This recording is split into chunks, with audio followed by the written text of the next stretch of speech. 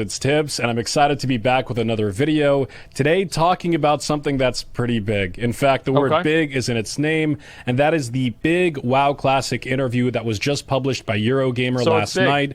Very interesting article that is essentially an interview that was conducted between Eurogamer and Brian Birmingham, the lead engineer on the Classic WoW project, as well as Omar Gonzalez, who I'm sure you guys already know, one of the senior software engineers at Blizzard working on Classic WoW, and has become a little bit of a celebrity in the Classic WoW community as well. So before I jump into the interview real quick, guys, I do want to give a shout out to Eurogamer, who asked some pretty unique and interesting questions in this interview that I believe much of the... Think about this, guys. Just want to go ahead and put this into perspective here. It was done by Eurogamers interviewing people about Classic WoW because Classic WoW takes more time, and because everybody in Europe is on welfare, they have more time to play the game. It's all those little things here that culture just comes together and just really starts to make sense. The answers to have not been received yet. So we got some really interesting and new information out of the Blizzard devs through this interview. So big pat on the back to Eurogamer. They did a great job here, and we're just going to go ahead and jump right into it. So at the very start of the interview, Eurogamer asks about the Classic WoW beta finale event, which involved spawning Ragnaros in the middle of Orgrimmar and Stormwind.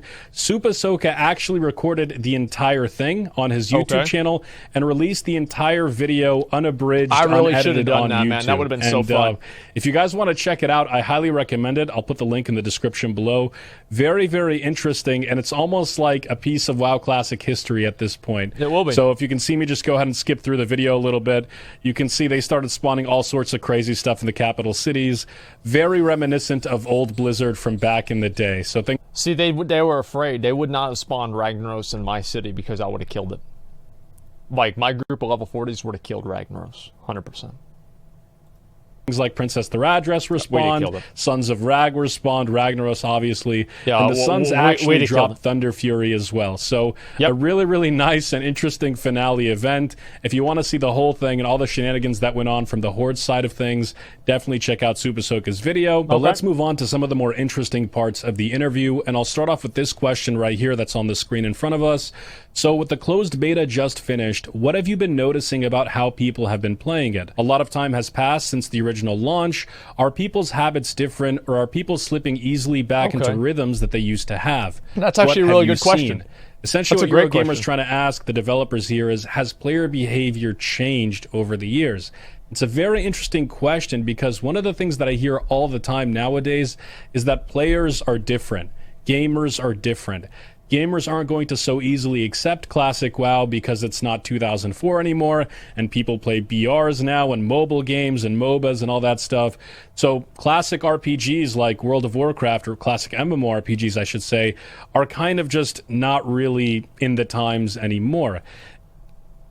So remember the metaphor that I came up with earlier about how streaming is kind of like porn because people have like a core human need to have social interaction and a feeling of community and belonging?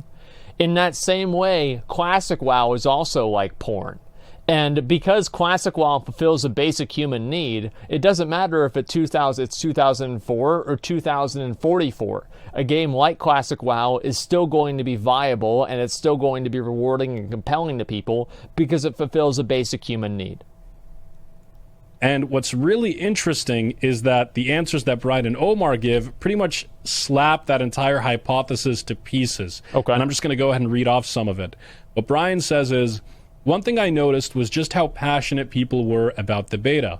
Our expectations for betas is generally we'll get a lot of people come in, try things for a little bit, and then they'll say, okay, I'm going to wait until release now. I've helped you guys test, and now I'm finished. We were really thrilled and blown away by just how much people wanted to play night after night, even though they know these characters are going to get wiped out before release.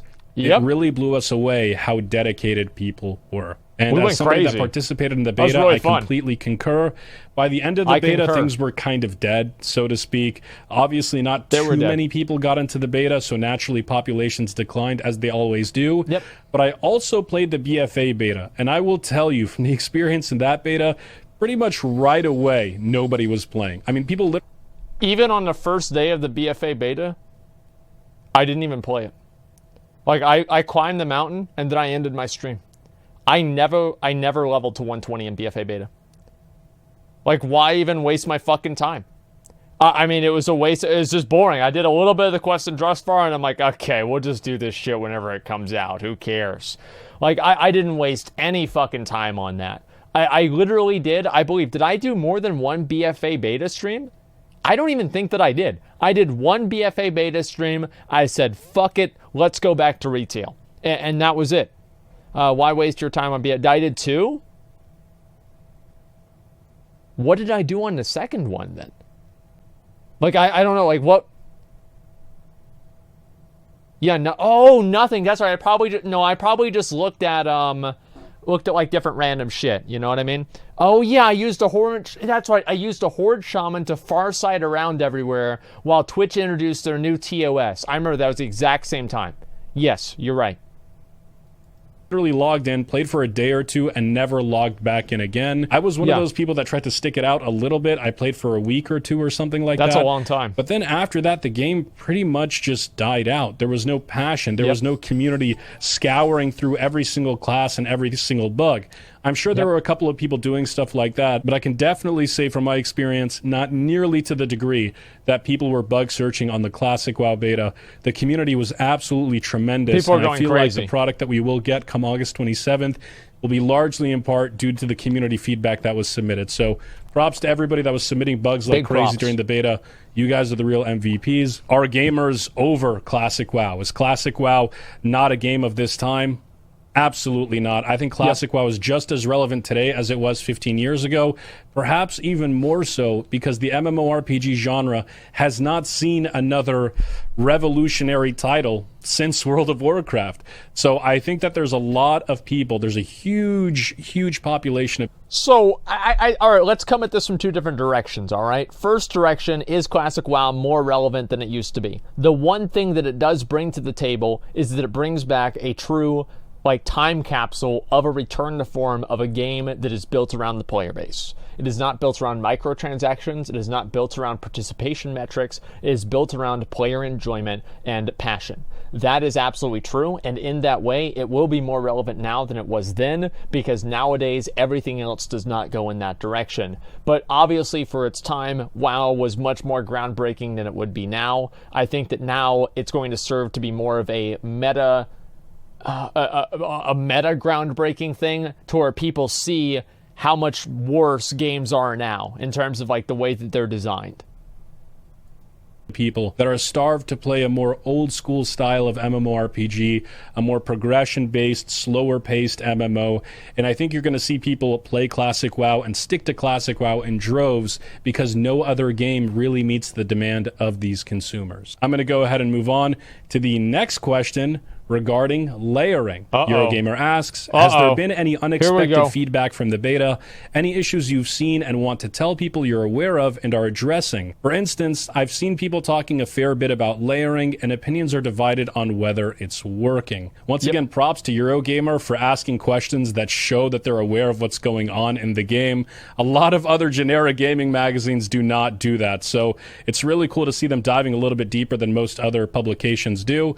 And the answer that Brian Birmingham gives about layering is the following. The only thing I really want to call out on layering is a lot of people are wondering if the population thresholds in the beta were accurate, and they're not. There were some people who said, did they just turn this on to test it functionally to make sure it worked?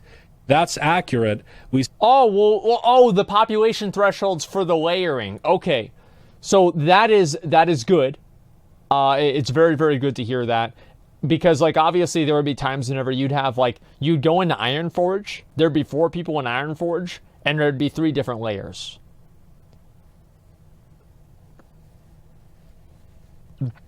That's not...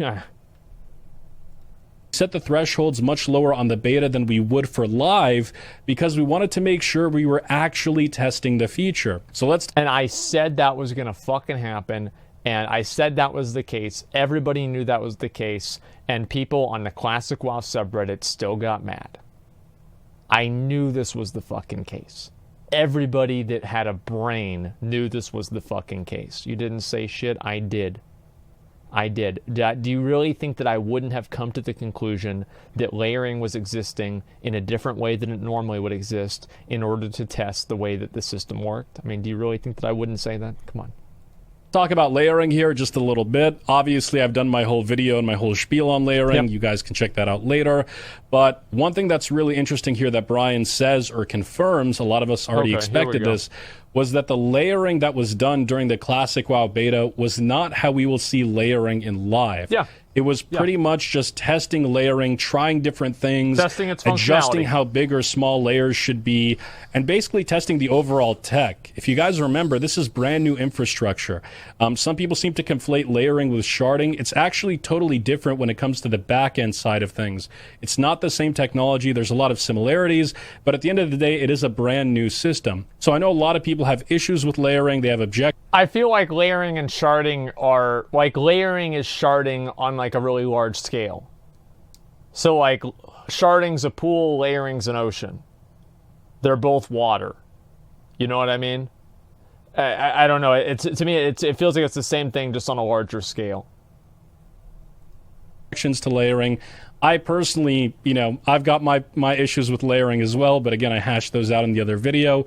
But it does kind of put my mind at ease a little bit to know that the layering we saw during the beta will not be the layering that we will see in Classic launch. And I will say that even during the beta, layering changed a lot to the point where by the end of the beta, layering was actually in a much better place and can no longer really be abused to dodge PvP ganks. And when it comes to exploiting resources in the world, has also been diminished quite a bit. So it's still got a ways to go, but I would assume that the layering we will see in Classic launch is going to be a lot more accommodating for the community, while at the same time not really allowing players to exploit certain mechanics of it. So, interesting question. One that I think we got some new insight on. I hadn't heard Brian or anybody from the Blizz team say this quite as explicitly before, but it's good to know that layering still is being iterated on, still being improved, and hopefully we get the final version on August 27th, obviously. Next. I think that the competitive advantage that people are going to get from abusing layering is a little bit overstated, and especially like its effects on the community and the game as a whole. I think that people are kind of exaggerating that. But for the most part, I mean, obviously nobody wants layering. It just seems like it's Blizzard's best option to an unsolvable problem. Next question from Eurogamer. Funny you should mention authentic feeling. One thing I remember about original WoW launch was queues. Lots of queues. That's the authentic experience. It would be fitting, wouldn't it, if WoW Classic had the same? Mm-hmm. Really, really cool to see this guy. Boy. This guy's a gamer. This guy's a classic WoW gamer for sure.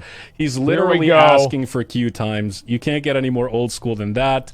But he follows up that question with, what are you doing to prepare for launch load? Do you actually expect any queues? And this is probably the most interesting answer out of this entire interview, because it's very telling, and we get some confirmations that we hadn't received in writing before. Okay, here we go. So I'll start off with Brian Birmingham's response. He says the following when it comes to queue times. Our goal is to get as many people into the game and playing as possible. That's what we want. We don't want people to wait in a queue. But part of this is a problem of prediction. How many people are going to show up? If players blow us away again, there will be queues until we can fix something. This is very, very telling with how the Classic WoW launch is going to go. As far as we knew... I have no problem with queues, because if queues are going... If I'm in queue, I'm just going to watch videos for the whole time. Like, it doesn't matter. I mean, I sit in queue for an hour, I just watch videos the whole fucking time. It's not like I can't figure this out. I mean, or, oh no, this is so terrible. I mean, the problem is that the queues are going to potentially drive people away from the game. That's what happened in WoD, right? There were so high queues. People, they tried playing it for a few days, and they were like, fuck this, I'm not going to play anymore because I have to wait through an 8-hour queue. It was insane. So hopefully they figure out a better solution than that. Up until this point, I think a lot of us had a pretty good idea that Blizzard was going to try to avoid queues in 2019. That would make a little bit of sense. But it looks like Blizzard isn't sure if they're going to have queues as of now. I think when it comes to layering and the layering mechanic, part of the reason why that's being implemented is to avoid the idea of queues, or at least to minimize queues as much as possible. Yep. Why would you need queues if you have the capacity to roll out tens, dozens, possibly hundreds of different layers to accommodate players and server load? Why on earth would you need queues? You can fit so many more people on a single server at a time. However, I think Blizzard does realize that at some point, you can't put that many players on a server at any particular time, and you will have to institute some kind of queue system if the player amount just absolutely explodes. And I believe that will be the case on some of the larger quote-unquote streamer servers where invite to Asmongold layer, larger community members will congregate towards. I think those might experience some queues at launch, but I don't think those queues are going to be insane. I don't think you're going to see 10-hour queues, even on streamer servers. I would expect that Blizzard probably puts in place 30-minute to 1-hour queues at absolute most on those mega servers, assuming they pass the thresholds that Blizzard has in mind as an absolute server cap. Now, the next question, which is also very interesting and has to do with launches, how big is the WoW Classic launch in comparison to something like a WoW expansion? Alrighty. Is it different internally? Again, another really interesting, nuanced, and sort of behind-the-curtain question that Eurogamer asks here. Not a lot of publications ask these type of questions, so that's why I'm really psyched about this interview. But look at the answer that Omar Gonzalez gives. Alrighty. There are some differences and similarities. We will likely set up a war room, like NASA Mission Control, where we have all hands on deck. On one hand, it's a little bit simpler because what players will be doing is more known. But on the other hand, it's much more complicated because we've built out effectively a whole new infrastructure. That's something we typically don't do for an expansion. An expansion launch is much more of a software upgrade. Our classic launch will include hardware deploys in all of the various regions, something we haven't done in almost 15 years. Wow. That is absolutely insane, guys. I know there's been a bit of a worry circulating around the community about systems like layering being used to save Blizzard money and to cut costs and stuff like that. I'm going to go back to the Jurassic Park meme. I'm pretty sure Blizzard has spared no expense in a lot of the ways they're building out Classic. I think they understand, especially for that first launch period, how important it is to make sure the game is up. I'm not sure how aware they are of the overall hype of the game, but I think they understand that this game is going to be very, very hyped up, at least that first couple of month period. So they've decided to acquire brand new hardware for the first time since WoW launched back in 2004 and deploy all of that for Classic launch, which is, on the one hand, really, really exciting. It shows that they care. It shows that they're willing to bust out the wallet and pay out money to make sure the launch is secure. Dude. But on the other hand, a little bit scary, because if you guys have ever worked in production environments or anything like that, you'll know that whenever something is rolled out new for the first time, there's usually problems, and things don't always go as smoothly as you might hope. In fact, they seldom do.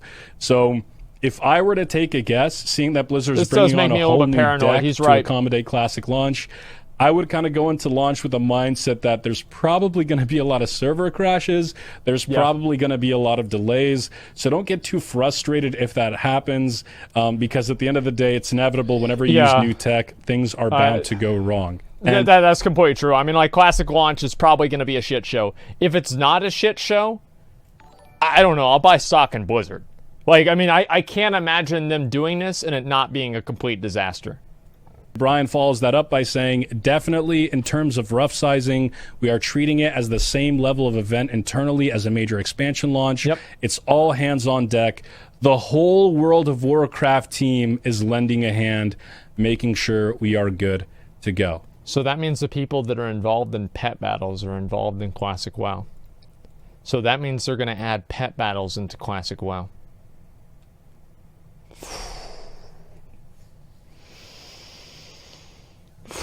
We had a good run, guys, but apparently it's going to be dead even before it comes out. Shit. Which, once again, very, very exciting. I think the World of Warcraft team has like 120 or 160 people. I can't remember the exact amount. I could be totally off on that, but it's a pretty large team. So to see that Blizzard is pulling from their entire team, all of their resources, shows that they're treating Classic WoW as a serious standalone game, not some kind of side project that some guy developed in the janitor's closet. This is real, this is happening, and they're willing to pour out their resources for it. And then we have what I think is the last most interesting question of this interview overall. Eurogamer asks, what happens when the 6 phases are done? What happens with expansion rollout? Before I continue here, we have had a couple of interviews, including one that I did with John Haidt and Omar Gonzalez a couple months back. We've had a couple of interviews where Blizzard has at least suggested that they're open to the idea of developing TBC, Wrath of the Lich King servers, etc. And Brian's answer here somewhat adds fuel to that fire.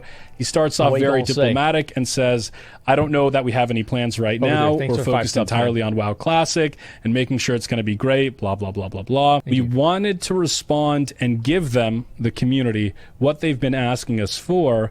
We will continue to listen to community feedback, and we want to know what people think and want to see next. Those last couple of words are really, really important. We want to know what people think and want to see next. This response shows and confirms, in my opinion, that Blizzard is very open to developing either more content for Classic specifically or moving on to a Classic TBC. I can almost guarantee you that they've brought up that question several times in the office right now over the past several months, possibly even before Classic WoW was even announced. And if they see that the community really wants to see Classic TBC, Classic Wrath, or possibly extra content for Classic itself, you can bet your bottom that Blizzard will go down that path. They're just waiting to hear it from us. So, you guys know what to do. Let's get those petitions going. Let's get vocal on the forums. Let's get those videos out. All content creators, new and old, petition, publish those videos. We want to see more content down the line. TBC, Wrath of the Lich King, whatever you guys want. I'm sure Blizzard is very, very open to it. I don't know about you guys. I love Classic WoW. I love Vanilla. It's my favorite version of World of Warcraft. But the idea of going back and playing TBC and Wrath of the Lich King even a little bit seems pretty exciting too.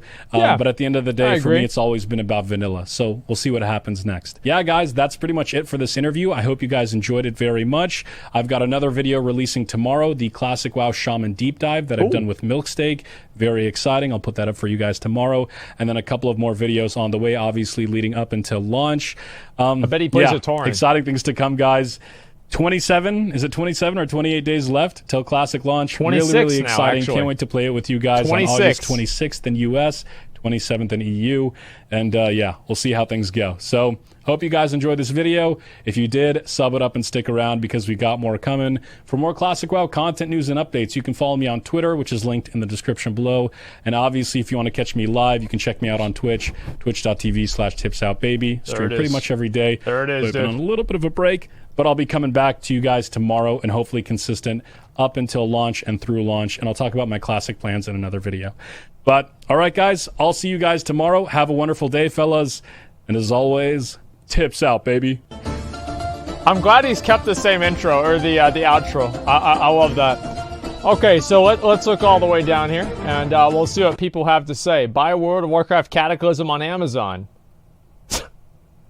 That's a good question. Why the fuck is that even on there? I have no idea. Client for Classic is a testament how good a 15-year-old game is. Hasn't been bested and likely will not be in a long time. Poggers in the chat. I really hope they don't try to weasel in WoW Store. Oh, come on. Come on, man. Like, why do you... Man, why y'all gotta talk about this dumbass shit?